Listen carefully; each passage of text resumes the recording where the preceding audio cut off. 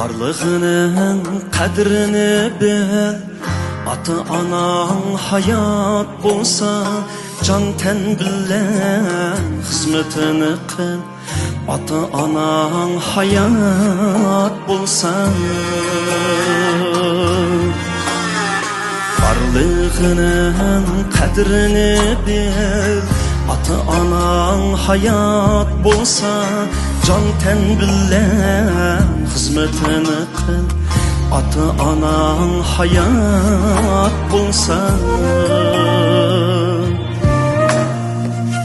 toyup algıyan yüzleriga, qenip algıyan sözleriga, nem keltirme gözleriga.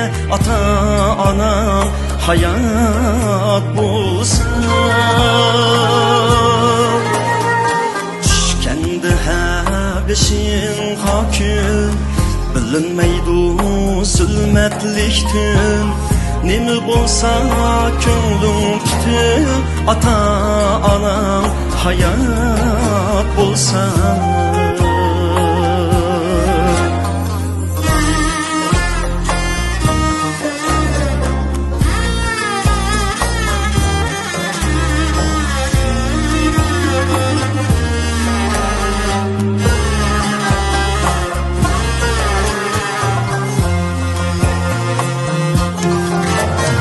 Sınaklarsiz ömür ötmez,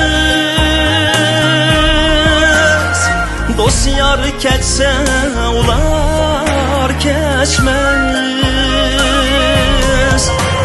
Sınaklarsiz ömür ötmez, dost yar keçse ular keçmez. Can küçer umid ölçmez, ata-anan hayat bolsa.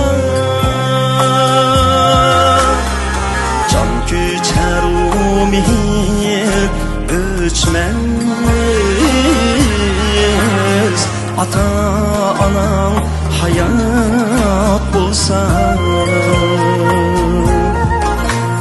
Sınaklar din öteleyse, menzillerge yeteleyse, dertlerini tükeleyse, ata-anan hayat olsun. Varlığının kadrini bil, ata-anan hayat olsa, can ten bilen hizmetini kıl.